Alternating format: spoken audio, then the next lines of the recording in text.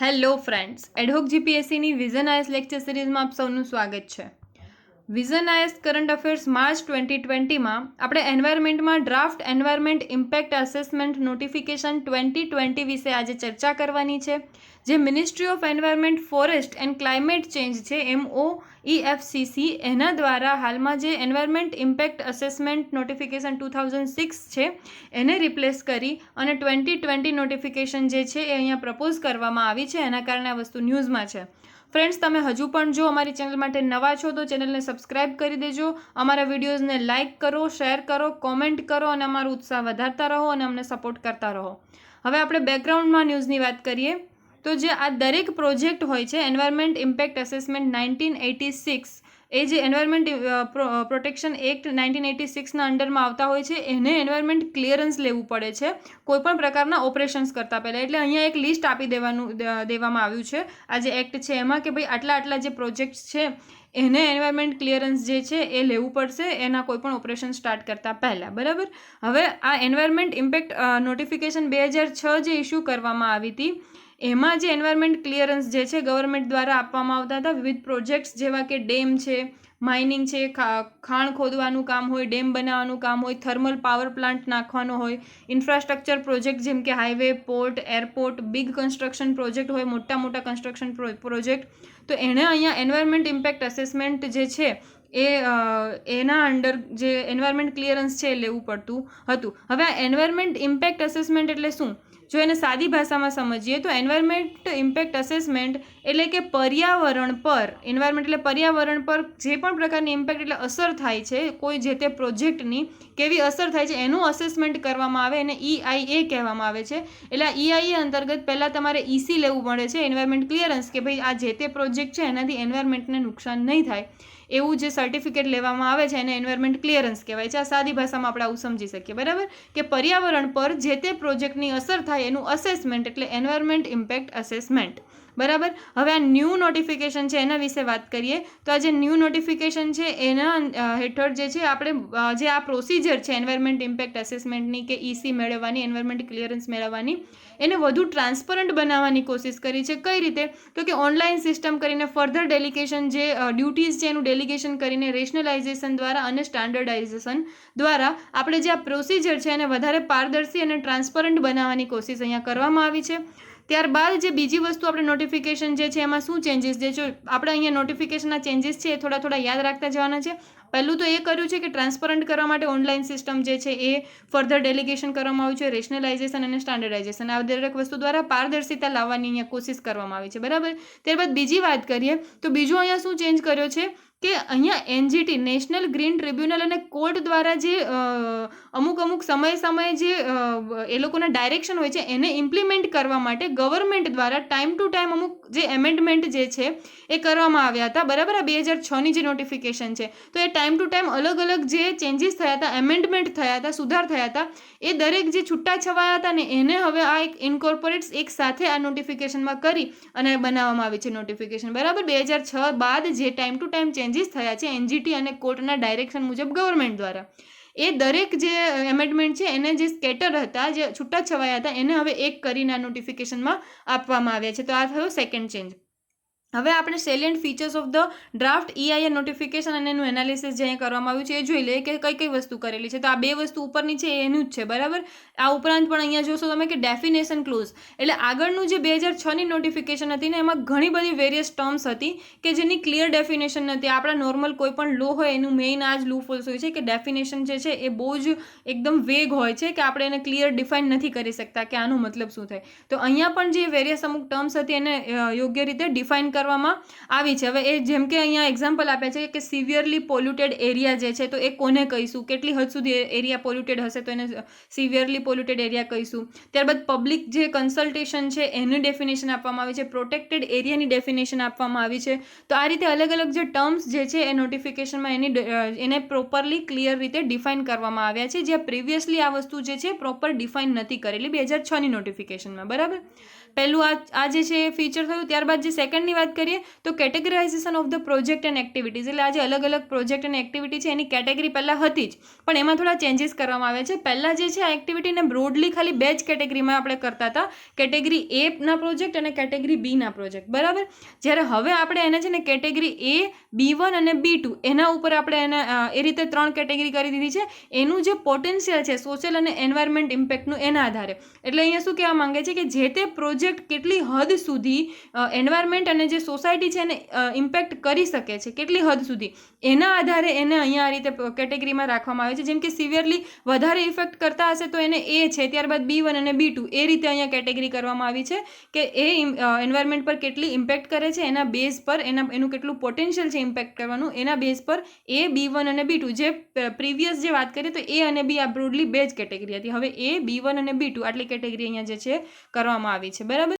ત્યારબાદ વાત કરીએ કેટેગરી એ. કેટેગરી એના જે પ્રોજેક્ટ્સ છે એ લોકોએ ministry of environment, forest and climate change પાસેથી પ્રાયર એન્વાયરમેન્ટ ક્લિયરન્સ જે છે પહેલાં એ લેવું પડે છે, બરાબર. કેટેગરી એના પ્રોજેક્ટ્સ છે. જ્યારે કેટેગરી બીની વાત કરીએ તો કેટેગરી B2ના જે પ્રોજેક્ટ્સ છે એને એન્વાયરમેન્ટ ઇમ્પેક્ટ અસેસમેન્ટ રિપોર્ટ જે છે અહીંયા એ લોકોએ આપવો જરૂરી નથી, એન્વાયરમેન્ટ ક્લિયરન્સની વાત નથી, એન્વાયરમેન્ટ ઇમ્પેક્ટ અસેસમેન્ટ રિપોર્ટ આપવાનો જરૂરી નથી કે જે પહેલાં 6 મહિને આપવો પડતો તો હવે 1 વર્ષે આપવો પડે છે, બરાબર.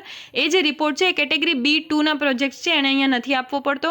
આ ઉપરાંત જે નવી નોટિફિકેશન છે એના ડ્રાફ્ટમાં જે અમુક પહેલાં એવા પ્રોજેક્ટ્સ હતા કે જે લોકોએ એન્વાયરમેન્ટ ઇમ્પેક્ટ અસેસમેન્ટ પ્રોસિજર છે ફોલો કરવી જરૂરી નથી, પણ હવે અમુક જે પ્રોજેક્ટ્સ છે એને અહીંયા આ પ્રોસિજર છે ફોલો કરવી પડશે. જેમ કે બ્રિજ અને એલિવેટેડ રોડ્સ આવા ઘણા બધા અન્ય પ્રોજેક્ટ છે એને પણ હવે આ લિસ્ટમાં નાખી દીધા છે કે એ લોકો EIA પ્રોસેસ જે છે ફોલો કરવી પડશે, ગ્રીન એસેસમેન્ટ એનું પણ થશે. ત્યારબાદ છે પબ્લિક કન્સલ્ટેશન પ્રોસેસ, લોકો પાસે પરામર્શ કરવાની પ્રક્રિયા, બરાબર. અહીંયા લોકોથી આપણે પરામર્શ કરવાનો રહેશે. કેટેગરી એ અને B1ના જે પ્રોજેક્ટ્સ છે એ માટે આપણે અહીંયા પરામર્શ કરીશું, બાકી B2 માટે નહીં કરીએ. એટલે અહીંયા ખબર પડી કે જે એ છે, B1 અને B2 એ કેટેગરી જે આમાં પાડવામાં આવી છે એમાં એવી જ રીતે છે કે એ જે છે એમાં એવા પ્રોજેક્ટ્સ હશે કે જે મોટા પાયે નુકસાન કરતા હોય એન્વાયરમેન્ટને, એના કારણે એનું એસેસમેન્ટ જરૂરી છે. B1 એનાથી ઓછું ને B2 કદાચ ઓછું હશે, જેના લીધે થઈને આપણે એનું EIA રિપોર્ટ પણ અહીંયા આપવાનું નથી મેન્ડેટરી રાખ્યું, અને અહીંયા જે પબ્લિક કન્સલ્ટેશન પ્રોસેસ છે એમાંથી પણ B2ને અહીંયા પસાર થવું પડતું નથી. હવે જે અમુક પ્રોજેક્ટ જે છે એ ભલે એને એન્વાયરમેન્ટ ક્લિયરન્સ લેવું પડતું હોય પણ એને પબ્લિકનું જે કન્સલ્ટેશન છે, લોકો સાથે પરામર્શ કરવાની પ્રોસિજર છે એમાંથી અહીંયા પસાર નહીં થવું પડે. જો EIA છે ને એમાં અલગ અલગ પ્રોસિજર હશે, બરાબર, કે આ ફોલો કરવાની. એમાંથી એક છે પબ્લિકની કન્સલ્ટેશન લેવાનું, એનું પરામર્શ લેવાનું કે એન્વાયરમેન્ટ પર ઇફેક્ટ થાય એમાં તમારા શું પોઈન્ટ ઓફ વ્યૂ છે, તમારું એના વિશે શું કહેવું છે. તો અહીંયા પબ્લિક પાસેથી જે આપણે અહીંયા કન્સલ્ટેશન કરીએ છીએ, પરામર્શ કરીએ છીએ, તો અમુક એવા પ્રોજેક્ટ છે જેને એક્ઝેમ્પ્ટેડ રાખવામાં આવશે, એમાંથી બાકાત રાખવામાં આવશે કે એનું EC ભલે લેવું પડે, એન્વાયરમેન્ટ ક્લિયરન્સ લેવું પડે, પણ પબ્લિક કન્સલ્ટેશનમાં એને લેવું નહીં પડે. EC જે એન્વાયરમેન્ટ ક્લિયરન્સ લેવા પહેલાંની પ્રોસિજર છે એમાં એને પબ્લિક કન્સલ્ટેશનની પ્રોસિજરમાંથી પસાર થવું નહીં પડે, બરાબર. હવે આ જે પ્રોજેક્ટ છે એની અંદર કયા કયા છે તો કે મોડર્નાઇઝેશન ઓફ ઇરિગેશન પ્રોજેક્ટ, કોઈ સિંચાઈના જે પ્રોજેક્ટ હોય એનું જે મોડર્નાઇઝેશન કરવું હોય, આધુનિક એને બનાવવા હોય તો એમાં નહીં લેવા પડે. એરિયા ડેવલપમેન્ટ પ્રોજેક્ટ હોય તો એમાં જે પબ્લિક કન્સલ્ટેશન છે એ નહીં કરવામાં આવે. ઇનલેન્ડ વોટરવેઝમાં પબ્લિક કન્સલ્ટેશન નહીં કરવામાં આવે. Expansion or widening the national હાઈવેને પહોળા કરવાની વાત હોય તો અહીંયા પણ જે છે પબ્લિક કન્સલ્ટેશન નહીં, લોકો સાથે પરામર્શ નહીં કરવામાં આવે. એવા પ્રોજેક્ટ જે નેશનલ ડિફેન્સ અને સિક્યુરિટી એને રિલેટેડ હોય એવા પ્રોજેક્ટ્સ, તો અહીંયા જે છે એ પબ્લિક કન્સલ્ટેશન નહીં કરવામાં આવે. અધર સ્ટ્રેટેજિક કન્સિડરેશન્સ, અમુક એવા પ્રોજેક્ટ જે સ્ટ્રેટેજિક પોઈન્ટ ઓફ વ્યૂથી ઇમ્પોર્ટન્સ એનું મહત્વ વધારે હોય તો એ પ્રોજેક્ટનું પણ અહીંયા પબ્લિક કન્સલ્ટેશન એટલે કે લોકો સાથે પરામર્શ વગર એને EC અહીંયા જે છે એ આપવામાં આવશે, અન્ય જે પ્રોસિજર છે એના થ્રુ પસાર કરીને, બરાબર. હવે અહીંયા બીજી એ વાત કરી છે કે જે સ્ટ્રેટેજિક પ્રોજેક્ટ છે, આપણે વાત કરી કે સ્ટ્રેટેજિક પ્રોજેક્ટ છે એને પબ્લિક કન્સલ્ટેશનની જરૂર નથી, એની અહીંયા કોઈ ડેફિનેશન નથી આપવામાં આવી. એક ગવર્મેન્ટ પાસે અહીંયા પાવર છે કે એ ઈચ્છે એને સ્ટ્રેટેજિક પ્રોજેક્ટ છે એ ડિક્લેર કરી શકે છે કોઈ પણ નામે કે ભાઈ આ એનર્જીને રિલેટેડ છે કે આ સિક્યુરિટીના રિલેટેડ છે, એ નામે એને પ્રોજેક્ટને સ્ટ્રેટેજિક પ્રોજેક્ટ કરી અને પછી એનું પબ્લિક કન્સલ્ટેશનના જે પ્રોસિજર છે એના સિવાય એને EC જે છે ગવર્મેન્ટ એની રીતે આપી શકે છે, બરાબર. ત્યારબાદ છે કે time period of public consultation. Public consultation જે આ લોકોનો પરામર્શ લઈએ છીએ ને એમાં પહેલાં જે લોકો પાસેથી પબ્લિકના જે રિવ્યૂ માંગવામાં આવતા હતા એના માટે એ લોકોને 30 દિવસનો ટાઈમ આપવામાં આવતો હતો લોકોને.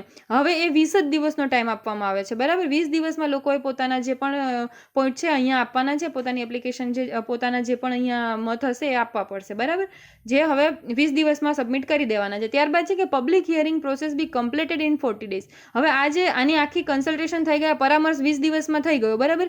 ત્યારબાદ 40 દિવસમાં જે આખી પ્રોસિજર છે એ અહીંયા થઈ જવી જોઈએ. પહેલાં એ 45 દિવસની થતી હતી, જે હવે 40 દિવસમાં થઈ જવી જોઈએ. હવે અહીંયા જો કે એક પોઈન્ટ કન્સર્નનો છે કે આપણી માટે ચિંતા એ છે કે ઓલરેડી અહીંયા જે દિલ્હી હાઈકોર્ટ છે ને એને કીધું છે કે આ લેક ઓફ એડિક્યુએટ ટાઈમ, જે જરૂરનો ટાઈમ છે એના કરતાં ઓછો ટાઈમ હોવાના કારણે વ્યૂ, કોમેન્ટ અને સજેશન્સ, જે પબ્લિક વ્યૂ આપે છે, પોતાની કોમેન્ટ આપે છે કે સજેશન્સ આપે છે, એના માટે જે ટાઈમ ઓલરેડી 30 દિવસ છે ખૂબ જ ઓછો હતો અને એના કારણે આ પ્રકારના જે પ્રોજેક્ટમાં તમે પબ્લિક કન્સલ્ટેશન લો છો એ વર્થલેસ થઈ જાય છે, એનો કોઈ મતલબ નથી રહેતો. હવે ઓલરેડી ઓછો હતો એને હવે આપણે 20 દિવસ કરી દીધો છે, બરાબર છે.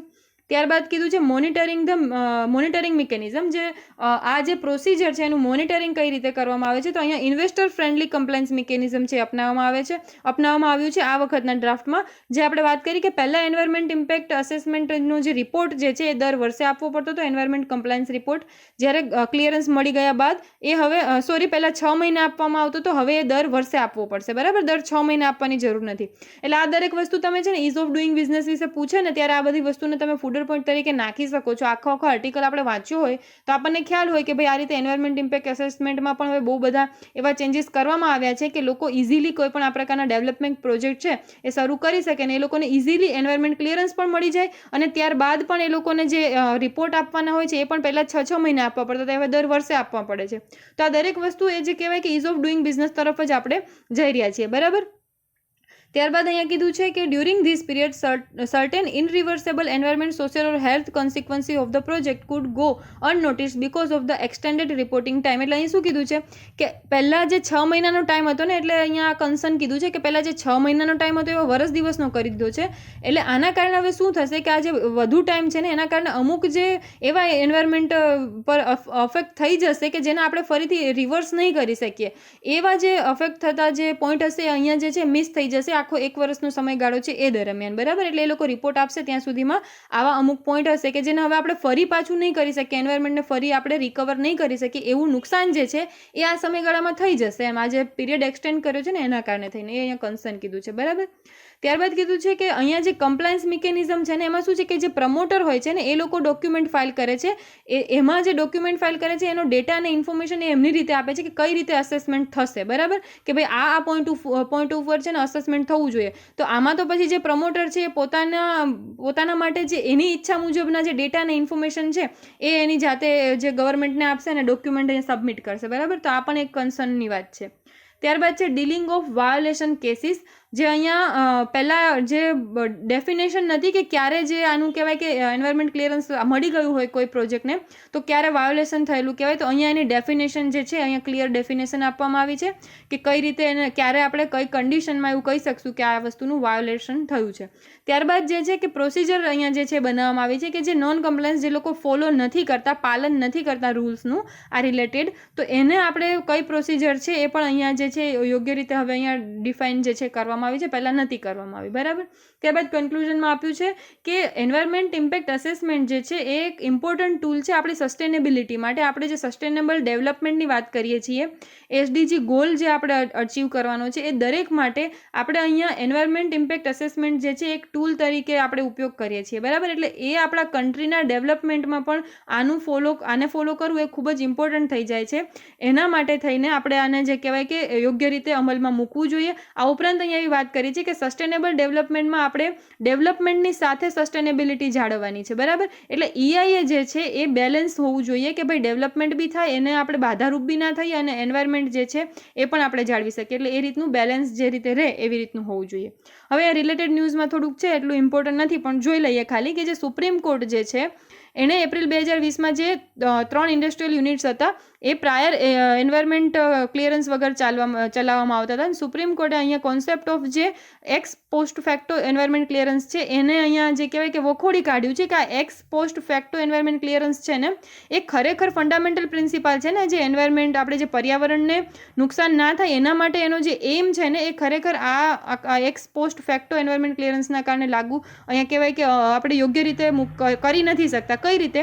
X post facto environment clearance એટલે શું કે કોઈ જે આ કંપની જે છે, ઇન્ડસ્ટ્રી છે, એ પ્રોજેક્ટ સ્થાપિત કરી દીધો, એના પછી અમુક ટાઈમ પછી એ એન્વાયરમેન્ટ ક્લિયરન્સ લેશે, બરાબર? તો એનો કોઈ મતલબ જ નથી કે એની પહેલાં એન્વાયરમેન્ટ ક્લિયરન્સ લીધું, એની પહેલાં એને જે પણ પ્રોસિજર કરી છે, એન્વાયરમેન્ટને જે પણ નુકસાન થયું છે એ હવે એ જે x post facto environment clearance લઈ લેશે એટલે એની કંપની શરૂ થઈ ત્યાંથી એને પરમિશન મળી ગઈ છે, એવી રીતે, બરાબર? એટલે રેટ્રોસ્પેક્ટિવ ઇફેક્ટ કહીએ ને આપણે, એ ટાઈપનું અહીંયા કે પ્રાયર જે પરમિશન જે લીધી છે, પ્રાયર પરમિશન નથી લીધી પણ અમુક ટાઈમ પછી લે છે અને એમને એ પણ લીગલી જ છે આ વસ્તુ, બરાબર? તો અહીંયા સુપ્રીમ કોર્ટે કીધું છે કે આ વસ્તુ તો ખરેખર EIA જે છે, એન્વાયરમેન્ટ ઇમ્પેક્ટ અસેસમેન્ટ, એની મજાક જ છે એક જાતની, કે એન્વાયરમેન્ટનું આપણે જે પર્યાવરણને સુધારવાનો આપણે એમ છે અહીંયા ફૂલફિલ આપણે નથી કરી શકતા, બરાબર? આ સુપ્રીમ કોર્ટનું આમાં જે કહેવાય કે ડિસિઝન હમણાં હાલમાં જ આવેલું છે એપ્રિલ 2020માં. આઈ હોપ આપને અમારો વિડીયો સારો લાગ્યો હશે, તો તમે નીચે કોમેન્ટ કરો, લાઇક કરો અને અમારી ચેનલને વધુને વધુ શેર કરીને અમને સપોર્ટ કરતા રહો. Thank you very much.